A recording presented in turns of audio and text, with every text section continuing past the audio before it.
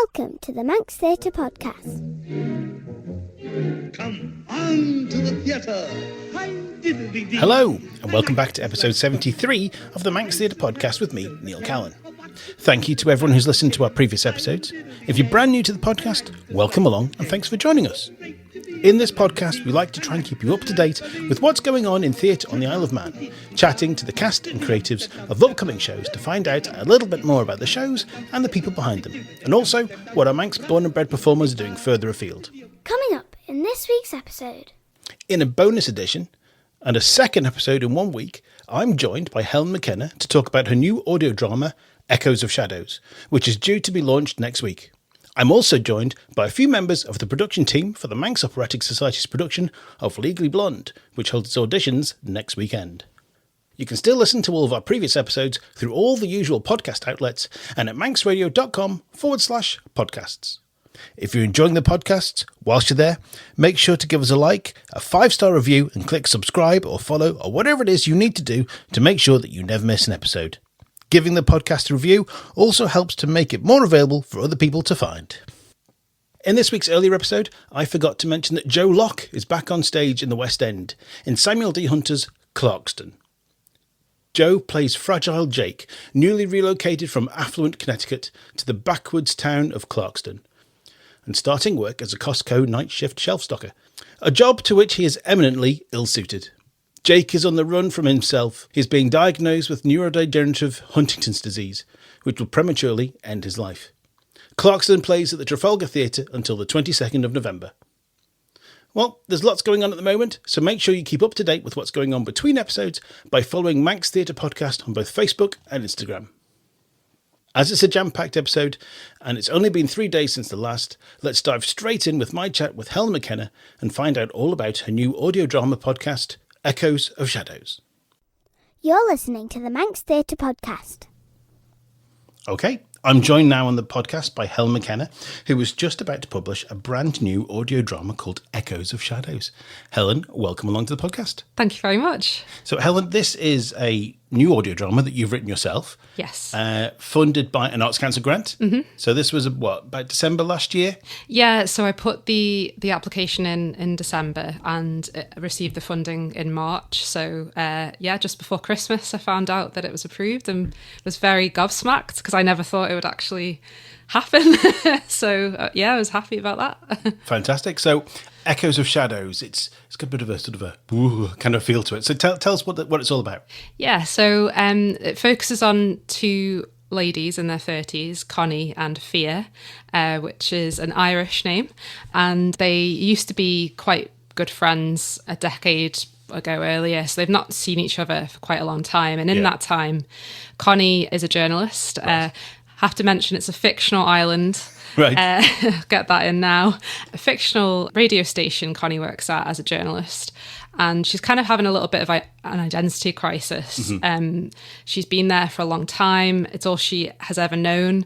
As well as that, she's kind of got her inner demons, which is where the sort of Echoes of Shadows has come from, because she's kind of having these sort of recurrent flashbacks and basically having anxiety attacks and things, and it's affecting her work. Mm-hmm.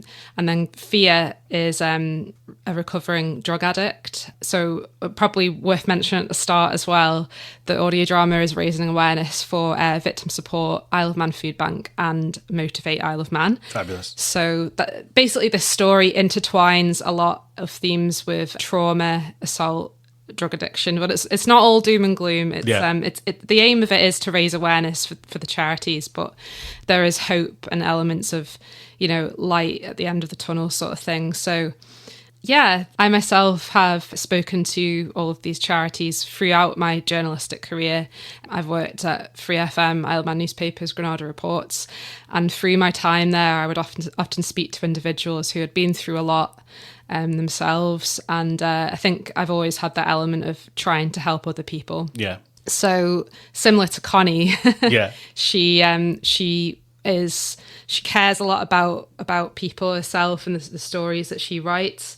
So Connie and Fia will bump into each other again after so long of not seeing each other. The recurring theme is, can you escape your past? Mm-hmm. So bumping into Fia it kind of resonates with Connie in terms of there was a lot left unsaid when they last saw each other. And without giving too much of the story away, when the two meet again, it's as if nothing's changed, but then so much has. Yeah, I mean, we've all got friends like that. You know, you don't see people for 10 years and you then sort of fall back in with them and it's like you've never been apart. Yeah, exactly. Because ultimately the friendship was still there. It was just kind of broken. Yeah.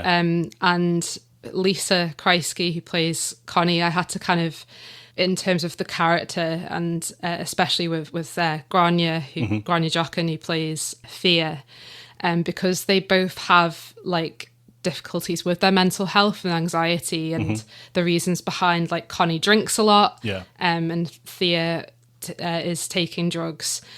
There are reasons behind that, and I think that's ultimately why I kind of wrote this, because as well as raising awareness for charities and the causes, it kind of explains like there are reasons behind why they do what they do. Yeah. And they're not just acting out at work or having, a run-in with the police because for the hell of it, that kind of thing. Yeah, I mean, you say it's set on a fictitious island. I think we should also point out at this point as well, with most people that know you as being a journalist on a small island, that it's also fictitious as well. It's not based on your own story. No, it's not. However, I have lost people in my personal life, to unfortunately overdose or substance misuse, basically in general. So.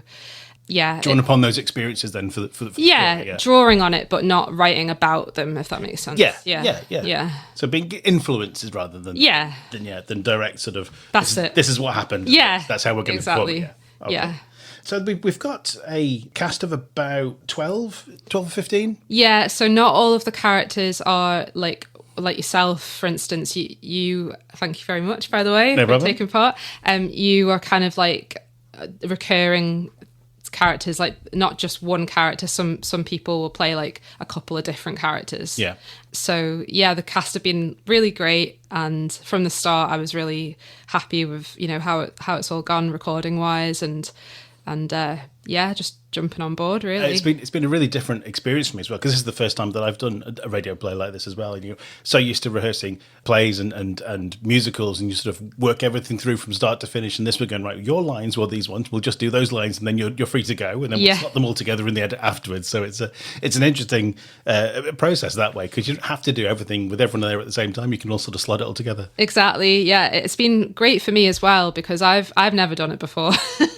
And I was really like thinking, is this going to work? But I'm just really glad that a lot of the cast, as you know, have theatre backgrounds. Yeah. And I think Lisa has done audio before, but yes, regardless of all of that, everyone's been great and listened to what I wanted and took direction really well, because I'm as you are used to a theatre director. Yeah. And I've never really I've only directed one time really for the one act. Yes. Which was terrifying.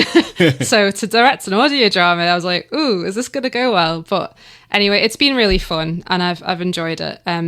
As you know, going to be 5 more episodes, hopefully on air in March next year.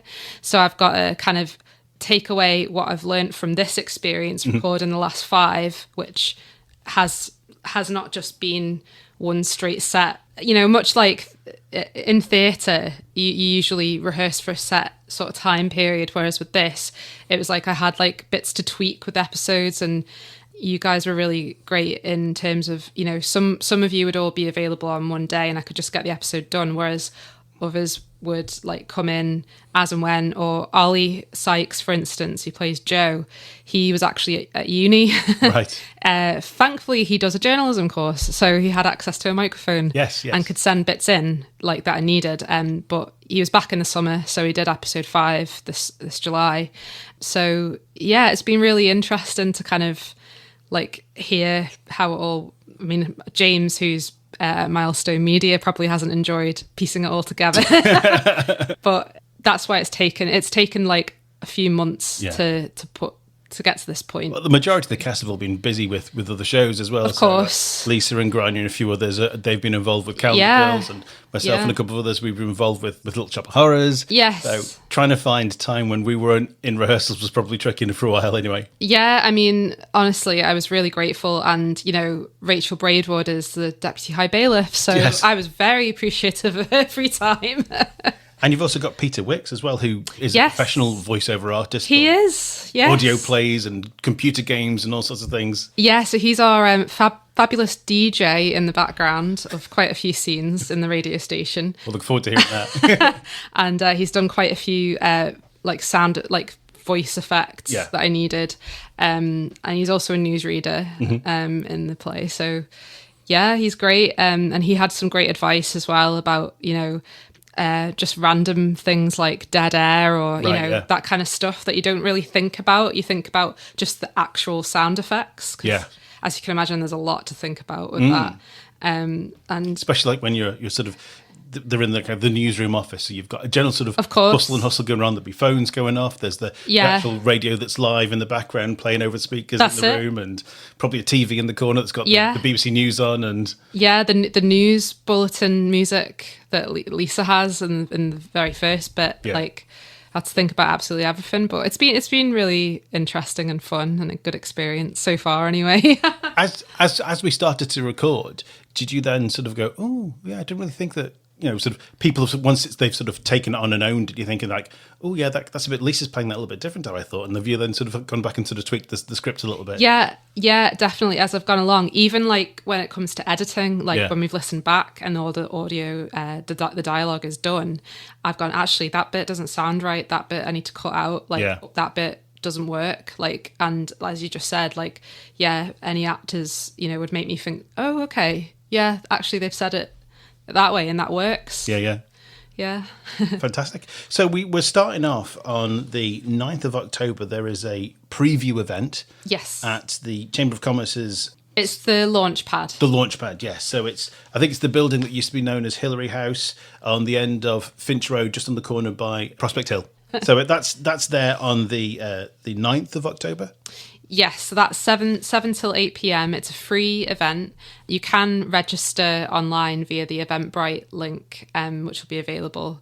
I'll share it through the Facebook page for you. And, thank you. And you've got your own Facebook page as well for the Radio Play, yes. Echoes of Shadows has a dedicated Facebook page, and it now has a website, which I'm very excited about.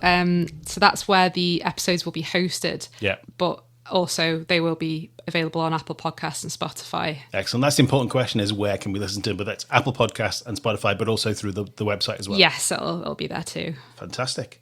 So on the 9th, it's a special preview. There's going to be a bit of a taster of some of the episodes and a bit of a Q&A. Yeah, so I'm hoping to have the trailer played out for you then, and it'll just give you a bit of a taster, as you say, and an idea about what to expect. And then the first 5 episodes are going live the following day on the 10th? Yes, that's the plan. That's the plan, okay. And then the second half is going to be sort of about March next year? Yeah, if I can have all the episodes done in time, yes. If we can record it in time. If I can get everyone to give up their free time again. Fantastic. Okay, so we'll have a quick look at the cast, because we've already mentioned we've got Lisa Kreisky and Grania Jochen in the 2 lead roles as Connie and Fia. Yes. We've also mentioned Ollie Sykes is playing Joe, and that's Connie's boyfriend? That's Connie's boyfriend, who she also works with. Ooh, awkward. Yeah, just a little bit. And there's a little bit of that in the first episode as well, isn't it? There's clearly been some kind of a disagreement with them outside of work, and it's coming to work, and it's a little bit prickly. Yeah, a bit of drama at the start there. So it's like a strained relationship. But Joe has had to put up with, as I mentioned before about Connie having like anxiety and her sort of inner demons. Been together for about 4 years, and it's starting to obviously affect the relationship a lot more. He doesn't understand why exactly she is the way she is as well, and I had to kind of tell Ollie, as he was doing, especially episode 5, when things got a bit more heated, giving him a bit more background about why he reacts to Connie a certain way. Fabulous. And we've got Darren Webb, who's playing Stan. So he's kind of like, is he like their boss, or is he part of the news team? He's the boss of the radio station, and he's known Connie for a very long time. He is more like a friend to Connie, but because of her behaviour. He has to kind of put his foot down a lot. And he's a good guy. Yeah. Excellent. Then we've got the police. Yes. So we've got Jenny Derbyshire as Naomi, who's she's a sergeant. Yes, she is. Like community policing team kind of. Yeah, so she is like the Willen West Vulnerable Persons Protection Officer. Right. Which, after speaking to victim support especially, I kind of had to do a lot of research in terms of like, even though it's a fictional island, kind of similar to here in the UK, what's the kind of process for, dealing with that. Jenny's character has known Thea for a long time. And similar to Stan and Connie's relationship, she's kind of like on friendly terms because it's just such a small place. But come across each other quite a lot. Yeah, but at the same time, having to be that sense of authority and being at sort of arm's length, like helping when needed, but not getting too involved because obviously they've got other things to do. Yes. And yeah. And then the Lewis to her Morse is PC Woods, played by me. Yes, you're her colleague, and yeah, you've come across Thea a lot as well, so you're kind of like at your wit's end. Yeah, he's a bit more straight-laced, isn't he? He's a bit more sort of procedural. Yeah. This is the process, that's what we're doing. Now, get lost. Yeah, whereas Jenny's is kind of like, oh, okay, she's seen the sort of vulnerable side of Granny's character and has a bit of a soft spot. She's a bit more empathetic, isn't she? Yeah. Yeah. I'd say so, yeah. Okay. Then we have Larissa Lyons, and she's playing Kira, who works at the food bank. Yes, she does. Yes. It's interesting because Kira was originally a Kieran. Right. But then the male actor who couldn't take part anymore, I sort of thought, actually, okay, I know an Irish lady, so the character was Irish, is Irish, sorry. So I thought Larissa is perfect because I've acted with her before and she was on board. And I'm actually really glad it's turned into a Kira because it works. It kind of like, the vibe is great for the interactions that she has with Connie and Fia. Yeah. And it's at the food bank that Connie and Fia kind of connect again, isn't it? That's it, yeah. So Connie's down there doing a report on the food bank. Yeah, so she speaks to Kira, and then on the way out, I won't ruin it too much. But, spoilers. Yeah, and as well as that, Kira's known both of the characters a long time as well. Yeah. Okay, we also have Kelly Firth playing Annabelle. Yes. Rachel Braidwood playing Philippa. Mm-hmm. So are these friends of Connie's and Fia's, or...? So Kelly's character, Annabelle, is Connie's best friend. She's a bit younger than Connie, like late 20s, and doesn't really know about Connie's past at all. Right. Like, they met at a time when Connie was kind of wanting to forget about that past and change as a person. The wild youth. Yeah. So, but they've stayed friends, and she's a good, solid friend. Yeah. Philippa is probably not considered a friend to Connie. Philippa is the head of news at the radio station. But she kind of comes at a time where Connie is literally having this identity crisis, so it's a bad time. But I think Connie hoping to get the head of news as well herself? I think deep down, yes, but I think she wasn't sure if it was even a path that she wanted to take anymore. Yeah. But regardless, she wasn't really keen on Philippa at all, and yeah, the way, I won't ruin it again in case you listen, but the interactions that they have, Philip is very old school, very like my way or the highway, and social media, as you can probably imagine in this day and age, it's a big deal for media organisations. So Philip is trying to like go one way, and Connie's like, actually, I don't really agree with this. Yeah. But anyway, yeah, you'll find out when you listen. I think she calls her the Dragon Lady. Oh, excellent. Neil King plays Harry. He does, yeah. Harry is a press officer in the government. He's not a very big role, but he does crop up from time to time. And then also Neil is going to play another character, which is to be confirmed in the next 5 episodes. Right. So he will be back. He will be back. Yeah. With a different voice. Yes. Peter Wicks, as we said, was the radio DJ. Is that Dylan? Dylan is actually Via's father. Right, so he appears briefly in episode 1.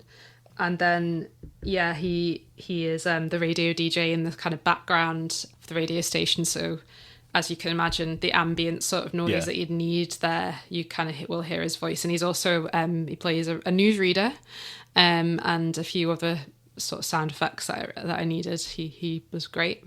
And then we have Jemima Kane as Lola. Yes. And others. Yeah, so she is a food bank volunteer, and she hasn't really appeared in a lot of episodes 1 to 5, but she's done a lot of the emergency joint control room work like you have as well. I'm hoping to get Jemima involved a lot more in the next 5 episodes. Excellent. And then the last one on my list is yourself as the narrator, plus other assorted voices and radio dispatch. And Yeah, it's been fun overall. I've had a great time. And yeah, as I say, I just really hope that the drama does what it's setting out to do. Yeah. And this is my first radio drama, so I hope people will like it. The first of many, we hope. Hopefully. It might not be as serious a story. But I think ultimately the whole point as well, these kind of subjects, they are important and they need to be kind of talked about because people can be stigmatized. And I really hope that it does help people. Well, brilliant. Well, thank you very much. So, Echoes of Shadows. The teaser event is on the 9th of October at the Chamber of Commerce Launchpad office. It can also be watched live stream through the Chamber of Commerce's social media accounts. Yes. And then the podcast itself, the audio drama, is live on Spotify and Apple Podcasts from the 10th. Yes, hopefully, all being well. All being well. Unless they go no at the last minute and I'll have to rethink. Well, Helen, we wish you and everyone involved with Echoes of Shadows all the very best, and we'll hope to speak to you again soon when you get ready to launch the next 5. Thank you very much, Neil. Thank you. You're listening to the Manx Theatre Podcast with Neil Callin. This episode has been made possible by funding from the Isle of Man Arts Council. For full details of funding available and the application deadlines, check out their website at iomarts.com. Now, I'm not just saying it because I'm in it, but I'm genuinely looking forward to hearing the full Echoes of Shadows audio drama, as I've only heard a small fraction around the scenes that I've actually recorded. Right, now it's time for my chat with some of the production team from the Manx Operatic Society. You're listening to the Manx Theatre Podcast. I'm joined now on the podcast by Chris Sullivan, Alicia Schofield and Matilda Clague from the Manx Operatic Society, ahead of the auditions for Legally Blonde next weekend. So, welcome along to the podcast. Hey. So, auditionings are happening next weekend, which is Friday the 10th to Sunday the 12th of October, here at the Manx Operatic Society rehearsal rooms at the end of Finch Road, just below South Douglas Old Friends Association. So the show is Legally Blonde, last done in 2017? Yes, 2017. It's good, it's exciting, and it's good to get a new take to it. Yeah, it's a good fun show to do. 100%, yeah. And there's a different director this time, because this time it's Jeremy Tustin, isn't it? Yes. So this is Jeremy's done a few now with the site, isn't he? It is his 5th show with us, I think. 4th or 5th show with us. So it's really excited to have him back. He's great to work with. Brilliant. So, Chris, you are the musical director. That's me. So you're the person that's going to be putting them all through their musical paces throughout Hopefully, the yeah. rehearsal. So what are you looking for in your sort of the cast that are coming into audition next weekend? Sure, so there's 3 things that I go by usually at an audition. I'm a massive advocate for people musically up to the rest of the audition panel, and if you have lots of positives, I'll make sure that the rest of the audition panel know what those are. So that's the first one. Second is characterisation. We're really looking for different takes on characters in the room. Oftentimes people will mimic or duplicate a character that they've heard on the West End or, in shows online, however they consume their media of a show. But we really want to see an individual, and people have already been telling me that a lot of the stories and themes in Legally Blonde really mean a lot to them. Oh, right, okay. So carrying in your own personal story to your audition is the way to go. Brilliant. And then third thing is taking risks. I really love it when people push themselves in an audition room because it means they're happy stepping out of their comfort zone. It's already a stressful occasion, in front of 2, 3, 4 people who are all watching your every move. But people who then go that extra step further, that try something that maybe could go wrong or go right in the moment, is just wonderful to see, because that's where we can, as a team, grow you The process over the 6 months isn't just about being good when you first turn up. It's about seeing that potential in you as a performer. And to know that what you present on that day can grow into something that's going to be amazing when it comes to the show. Absolutely. And of course, every person behind that desk that sat there watching, they'll want you to do your best anyway, don't they? That's so many people go in, you're really nervous, and they go, but everyone there just wants you to do your best. Yeah. So it's really encouraging. We're on their team. Yeah, exactly, yes. And Alicia, you're going to be putting them through their paces with the choreography as dance captain. I am indeed, yes. It's a very high-paced, a lot of stamina needed for the show. The thing we're looking for most in auditions, I would probably look out for individuality.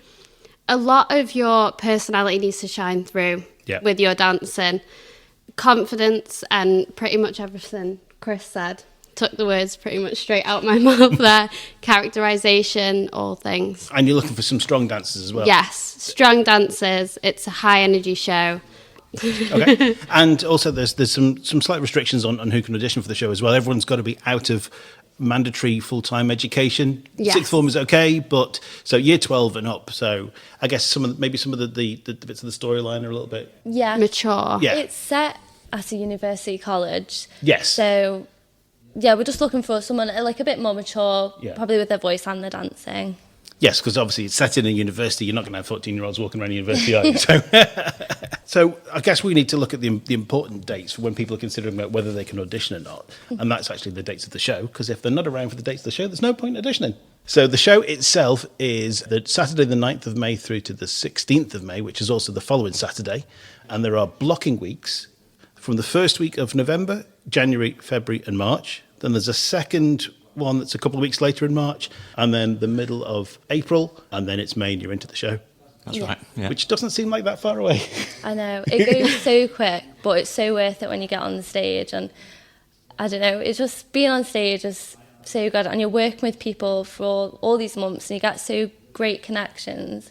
I think doing a show, it's for yourself, but it's really good for your mental health, really. Just coming down, speaking to each other. Yeah, I mean, it's great. And, you know, it's that old cheesy adage, isn't it? It's, you know, the show becomes a family, and you really do. Everyone, there's, you know, the older ones look after the younger ones, and I always find that, you know, you've got lots of young people and then lots of old people, and then somewhere in the middle, everyone kind of meets around the same kind of mentality. Yeah. And we find that at the Manx Ops. What we're seeing in people signing up for auditions is that a lot of returnees, particularly from Jamie last year, we had a lot of teenage cast. Yes. And that's why we had to then clarify about the post-mandatory education age, because so many people did want to come back. Yeah. And it's all part of growing that potential again. Whoever you are at audition, we want to then grow and make better so that on the next show, whether it be us or another production company, you really do shine. Brilliant. So let's have a look at the roles that are up for grabs. So the first one, obviously, is Elle Woods, and she's the lead. So she's, about 20 to 26, that kind of age bracket, and she's a mezzo-soprano range? Yeah. So this is the person then that's going to carry the show. So she needs to be a strong actress, singer, dancer, the whole kit and caboodle. Yeah. Yes. The character vessel, they call it. The character vessel, okie. Then we also have Professor Callahan, age range of 40 to 60. And from what I've seen, he's a baritone. That's right. He starts out seemingly good, Yeah. but turns into a bit of a baddie towards the end. Yeah, I seem to remember the last time. I think it was John Snelling played him last time. Oh, right? gosh. Yes, it was a great part, actually. I'm kind of slap bang in the middle of that age range for that one. So, Well, Go for it. I might be busy. Then we have Paulette, 35 to 40, a mezzo-soprano. So Paulette is the spirited owner of the Hair Affair salon. Where does Paulette sit in the story? she's the salon owner, and she's not such a confident type at the start. So in terms of character growth, Elle goes on her own journey, then Paulette goes on sort of a parallel journey, but later on in her life falls romantically for the postman. As he comes and drops off his deliveries during the day. He's got very tight shorts, apparently. Very tight. Not to put off the auditionees for being a postman. But then she really overcomes a lot of things in her own life that are contextual to somebody of a slightly older age. And her song Ireland just has the biggest finish of the show. Yeah. I mean, the encores and things, yeah, sure, blow people away. But some of her long last notes by herself, just singing at the top there, is wonderful. I mean, obviously, for anyone who doesn't know, the story of Legally Blonde is that Elle is dumped by her boyfriend as he goes off to Harvard University, and she manages to get herself onto the course to study law as well, to prove that she's better than he thinks she is. More than just a bit of a blonde bimbo, isn't it? Yeah. Which is terrible life advice, you know. Yes. No one should ever have to. But No. then the growth comes later on, realising that she was better than that all along. And then there's Vivian, the new girlfriend, who seems to be perfect in every way, isn't it? Yeah. Yeah. Oh, it's so rare that you get baddies that are female parts. Yeah. What a thing to play. So she's for someone who was also 22 to 30, so that kind of young adult age. Yeah. And she is also a soprano belt. Ooh. Bit of sass, bit of a mean streak. And the object of both of the sort of the point of the love triangle then is Warner Huntington, and he's again 22 to 28. He's a tenor, high baritone. That's it. And tenors and high baritones tend to be the chads of theatre. So Yeah. that's who we're looking for, somebody to play a chad. Right. Okay. Brooke Wyndham, 30 to 40 years old, soprano alto. Now she is someone who Elle helps out in a bit of a legal case. You're going to have to think on this one now. This is where I seem to know more of the story than you. Oh, do. yes. Brooke is accused of murder. That's it. Yes. But Brooks, yes. Elle's knowledge of law is backed up by her knowledge of all things hair and makeup that only Elle could know, and she just trumps everybody in the courthouse. Brilliant. So she's more of a slightly older part then, and just the one that does all the skipping. Yes, whipped into shape Whipped into shape, yes. So, while singing. while singing. 4 So minutes of skipping. lots of cardio then for whoever comes along and God, plays yeah. Brooke. Oh, yeah. Oh, yeah. Oh yeah, all the Pre-workout. cardio. Yes. I think the Susie Kelly played that last time around, and she was She did. fantastic. She was just the ever ready bunny when it comes to stuff like that. She was amazing. Emmett is Elle's best friend from university. Is that right? For a while, he is a professor or somebody who works at the university, Right, okay. and happens to be in the classes that she is in, and they do form a friendship. But over time, I think in the film they conclude that they end up in a relationship together. Okay, so and he is sort of 20 to 35, maybe a little bit older than the rest of them, and again a tenor, high baritone, That's it, dreamy heartthrob. dreamy heartthrob, lovely. Okay, and that's kind of all of the main parts. But then outside of that, we have Kyle Brendan O'Boyle, Enid Hoops, Chutney Wyndham, the Delta News, and there are 3 main Delta News, which is Pilar, Margot, and Serena, and they're all listed as sopranos as well. So there must be some. Yes, there's plenty of parts there, and what we love about the audition process is that we want to hear you sing main character parts as well. Yeah. So even if you are going for an ensemble part or some of the named parts that you've mentioned there, you do still get the opportunity to come in and experience what a main character audition would be like, so you can really spread your wings. Yeah, I mean, I've always said that as well. I mean, all the years that I've been auditioning, whether I just think I'm just going to be ensemble or not, I always go in and go for a lead role, because then there's always a little bit of something somewhere in the show where it goes, that needs someone to come in and sing those few lines. Or, hang on, Neil did that well in the audition. Let's count him in for that part. So it's good to get yourself seen, and then you get the practice then for next year when it comes around, and you have another go. All about the growth. Exactly. Yes. There's so many opportunities for ensemble as well. There's loads of parts like the parents of Elle, professors. So even if it's your first show, you can still put yourself out there and be on the gated stage. Fantastic. So what is there a known size of cast yet, or does it just depend on how many turn up and how good everyone is? Pretty much dependent, yeah. Yeah. We want our first Legally Blonde to be different to them this year. Yeah. So I think it just depends on who turns up and all their skills, really. Yeah. Excellent. So auditions then next Friday. So how do people register to audition? So on the social media, you can find us, the Manx Operatic Society, Instagram, Facebook. There's links on the posts on Facebook or in our bio on Instagram. And you can sign in with your email and click which parts you would like. And then once we get that registration, we send you an email with all the parts, like the music. And then you can practice and then come down next week. And there are sessions next week then before the auditions for people to have a go and a run through some of the music. Yes, so we've been having dance classes with Alicia. Leah has also been there. Yeah. And then Chris has been helping people run through their music with Mary. It gives an opportunity to people to feel more comfortable when they come down as they've gone through it and they've met some of us. Yes. And we also mentioned that Leah Carter, she is the assistant director for the show. So when Jeremy's not here, she'll be the one that'll be putting everyone through their paces. Definitely. Right. And Leah's got a massive wealth of experience, as we all probably know, Yes. people listening to this. But I first heard her in Hunchback and I was blown away. Yes, so Esmeld was fantastic, and also she runs her own drama school now as well. So she has Elite with her partner Tony, and so there's a great wealth of experience there that she's going to bring through to the show. So I think it's going to be fantastic and be a lot of fun through the rehearsal period. 100%. So is there a deadline for registering for auditions? No, so we'd hopefully have them by now or sort of by Tuesday, just so we want to give them the opportunity to be prepared. Yep. But if it's any last minutes, we are always welcome to anyone, even if it's your first show or you haven't done shows in a while, we're always welcome for new faces. That when I first joined the Manx Operatic Society way back in 1999, when some of you probably weren't even born, there was a board at the front and you signed your name under the character that you wanted to be. And you'd play it tactically. So you'd be in there first, you have your name down first, and then they'd go like in reverse order. Or so you'd put it last so that you wouldn't be first in, and they go, right, we're going to go in reverse order. And then we're going to go in alphabetical order. It was like, oh. Always ended up first somehow. No, however I managed to put my name down on that board, I always seem to end up first in. Oh, no. Thankfully, there's no longer that way, but we do callbacks when things are very close, or we think that somebody's auditioned for a part, but their potential lies in perhaps another part within a different vocal range or a different dance ability. So we really want to place you in a place where you begin in a comfortable way, but then you get stretched, rather than the whole time it not quite fitting. Yeah. And it's nice to call people back because different couples sound better together than others. And then once you've got one couple sorted, then lots of other things tend to fall into place, don't they? Oh, it's like a jigsaw. Yes. So how was the weekend going to go? So Friday night, is that a bit of a meet and a greet and a bit of a dance workshop, or? Yes, so Friday night's the meet and greet with the company and the production team. Yep. And then it will go straight into the dance auditions. We have 2 numbers and then 1 optional, which is the skipping routine. Yes. Just to finish it off with. And then Saturday, people are called in slots then for the different roles? That's it, one after the other for singing auditions. And then you will find out most likely that evening.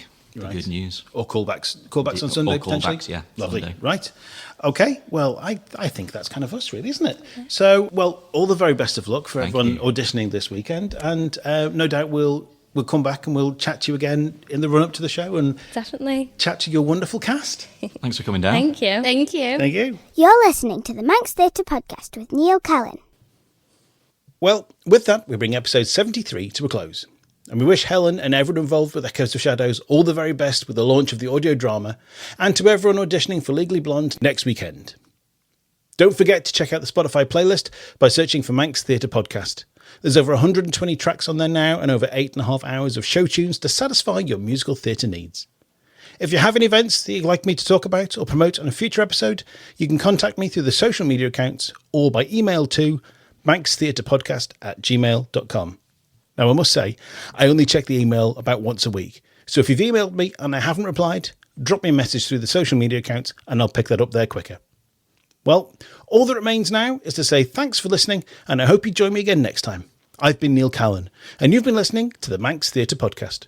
Goodbye. The Manx Theatre Podcast, taking a look behind the scenes of Manx Theatre. And happier than actors alive for me.